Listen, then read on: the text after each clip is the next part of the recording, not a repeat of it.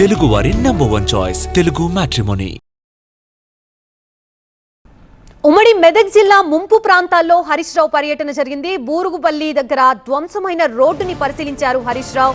వరదలపై ప్రభుత్వం నిర్లక్ష్యంగా వ్యవహరిస్తోందని ఆరోపణ చేశారు హరీష్ రావు. ప్రభుత్వం జాగ్రత్తలు తీసుకుని ఉంటే ప్రాణ ఆస్తి నష్టం తగ్గేది అని అన్నారు హరీష్ రావు. మెదక్ జిల్లా రాజపేట వరదల్లో 2 మృతి చెందారు. హెలికాప్టర్ పంపి ఉంటే ప్రాణాలతో బయటపడేవారని హరీష్ రావు అన్నారు. మృతుల కుటుంబాలకు 25 లక్షల పరిహారం ఇవ్వాలని హరీష్ రావు డిమాండ్ చేశారు. పంట నష్టపోయిన రైతులకి ఎకరానికి 25,000 ఇవ్వాలని అన్నారు. ముంపు ప్రాంతాల్లో ప్రజలు తాగునీరు లేక ఇబ్బందులు పడుతున్నారని, ప్రభుత్వం సహాయక చర్యల్ని వేగవంతం చేయాలని హరీష్ రావు కోరారు.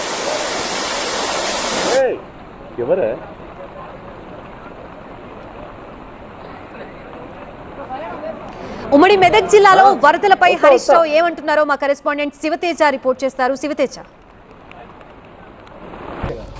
ఉమ్మడి మెదక్ జిల్లా వ్యాప్తంగా వర్షాలు విస్తారంగా కురుస్తుండడంతో అటు రామాయంపేట మెదక్ ప్రాంతాల్లో కూడా వరద ఉధృతి పెరిగింది. ఇటు సిద్దిపేటలో కూడా ఈరోజు వరద ఉధృతి పెరిగింది. ఉమ్మడి మెదక్ జిల్లా వ్యాప్తంగా మాజీ మంత్రి హరీష్ రావు పర్యటించారు. ప్రస్తుతం సిద్దిపేటకు రావడం జరిగింది. సిద్దిపేటలో మాజీ మంత్రి హరీష్ రావు ఉన్నారు. హరీష్ రావు గారు, చాలా సంవత్సరాల తర్వాత సిద్దిపేటకు ఇంత పెద్ద ఎత్తున వరద రావడం జరిగింది, ఎట్లా చూస్తారు దీన్ని? అంటే ముఖ్యంగా సిద్దిపేట పట్టణం మీద గత రాత్రి 10 సెంటీమీటర్ల వర్షం పడ్డది. పైగా సిద్దిపేట పై భాగాన ఉండేటువంటి తొగుట పరిసర ప్రాంతాల్లో, తొగుట మండల పరిసర ప్రాంతాల్లో ఒకేసారి క్లౌడ్ బ్రస్ట్ లాగా 20 సెంటీమీటర్ల వర్షపాతం పడ్డది. సో తొగుట మండలంలో పడ్డటువంటి వర్షమంతా కూడా అది తడకపల్లి, ఎన్సాన్పల్లి చెరువుల ద్వారా సిద్దిపేట పట్టణంలోని కోమటి చెరువు ద్వారా ఆ నీరు రావడం జరిగింది. ఒకవైపు పట్టణంలో 10 సెంటీమీటర్లు పడడం, పట్టణ పైభాగాన ఉండేటువంటి తొగుట మండలంలో 20 సెంటీమీటర్ల వర్షం పడడం వల్ల పెద్ద ఎత్తున వరద నీరంతా కూడా పట్టణంలోకి ప్రవేశించి కొన్ని లోతట్టు ప్రాంతాల్లో ఉండేటువంటి కొన్ని కాలనీలన్నీ కూడా జలమయమయ్యాయి.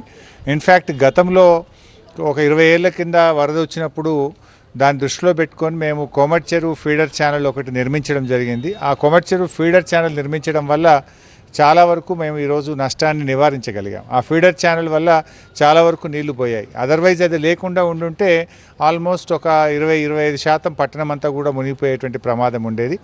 బట్ ఇట్లాంటి సిచ్యువేషన్ వస్తే కూడా రాబోయే రోజుల్లో నీళ్లు రాకుండా ఉండడానికి ఏం చేయాలనేది కూడా భవిష్యత్తులో ఆలోచన చేస్తాం. శ్రీనగర్ కాలనీ కావచ్చు, హరిప్రియ కాలనీ, ఇట్లాంటి పరిస్థితుల్లో కొంచెం ఎఫెక్టివ్గా కనిపిస్తుంది. ఫస్ట్ ఫ్లోర్ సెల్లార్లో ఉన్నటువంటి ఇప్పటికే నీరు చేరుకున్న పరిస్థితి. అట్లాంటి వారికి ఎట్లాంటి భరోసా ఇవ్వబోతున్నారు? వాళ్ళని ఎట్లా రెస్క్యూ? అంటే ముఖ్యంగా శ్రీనగర్ కాలనీ కానీ, హరిప్రియ నగర్ కానీ ఇదంతా కూడా లోతట్టు ప్రాంతం. ఒకప్పుడు పొలాలు ఉన్నటువంటి ప్రాంతము. ఇది కోమటి చెరువు కింద ఉండేటువంటి ఆయకట్టుగా ఉండేటువంటిది. ఇన్ఫ్యాక్ట్ అక్కడ కొంత హైట్ లేపి వాళ్ళు కూడా కట్టాల్సినటువంటి అవసరం ఉంది. అండ్ వరద నీటిని బయటకు వెళ్ళడానికి కూడా ఇంకా కొంత ఇప్పుడున్న డ్రైనేజ్ సిస్టమ్ను మరింత మెరుగుపరచాల్సినటువంటి అవసరం ఉంది. నార్మల్ రెయిన్ఫాల్ 10 సెంటీమీటర్స్ వరకు కూడా మేనేజ్ అయింది ఇప్పటి వరకు. కానీ క్లౌడ్ బ్రస్ట్ సిచ్యువేషన్స్ లైక్ ఒకేసారి 20 సెంటీమీటర్ల వర్షం పడ్డము, అంత వరద ఉధృతిని తట్టుకునే స్థాయిలో కూడా డ్రైనేజ్ సిస్టమ్ను మెరుగుపరచాల్సిన అవసరం ఉంది. సో కింద ఉండేటువంటి నర్సాపూర్ చెరువు నుంచి కూడా బయటకు వెళ్ళడానికి వాళ్ళ ఇబ్బంది వస్తే దాదాపు 1 గజం వరకు నర్సాపూర్ చెరువు మత్తడిని తొలగించి నీరు ఫ్రీగా బయటకు పోయే విధంగా యుద్ధ ప్రాతిపదికన ఉదయాన్నే మా మున్సిపల్ చైర్మన్ గారు, కౌన్సిలర్లు, బాడీ అంతా కూడా నిలబడి చేశారు. దానివల్ల కొంతవరకు రిసీడ్ అవుతూ వస్తుంది.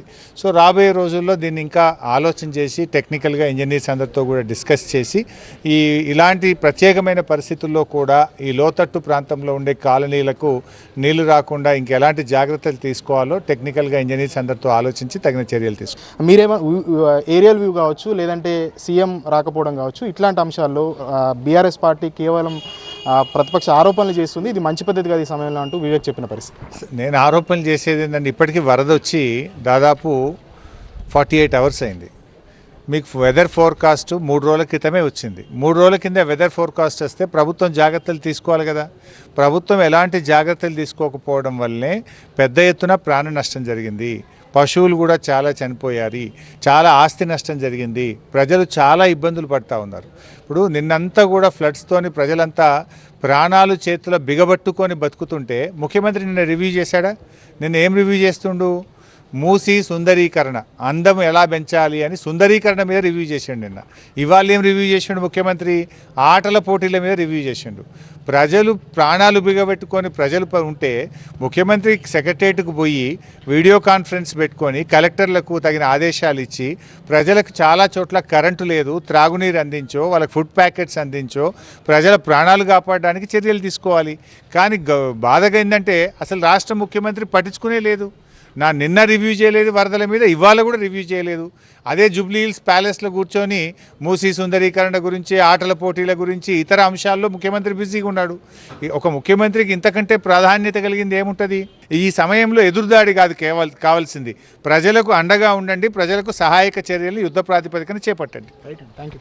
మొత్తంగా ఇది వరదల విషయంలో ప్రభుత్వం ఫెయిల్ అయిందంటూ మాజీ మంత్రి హరీష్ రావు చెప్తున్నారు. ఇక హెలికాప్టర్ల విషయంలో మాత్రం సీరియస్ అయ్యారు. అటు విందులకు వినోదాల కోసమే తప్ప జనాల కోసం, ప్రజల సమస్యలపైన ఎప్పుడు కూడా మంత్రులు, సీఎం కావచ్చు, హెలికాప్టర్ వాడలేదు. ఇప్పటికైనా తక్షణమే స్పందించాలి, వరద ప్రభావిత ప్రాంతాల్లో పర్యటించాలి, రివ్యూలు చేయాలి ముఖ్యమంత్రి అంటూ కూడా హరీష్ రావు చెప్తున్న పరిస్థితి. ఓటు స్టూడియో తెలుగు వారి నంబర్ 1 చాయిస్ తెలుగు మ్యాట్రిమోనీ.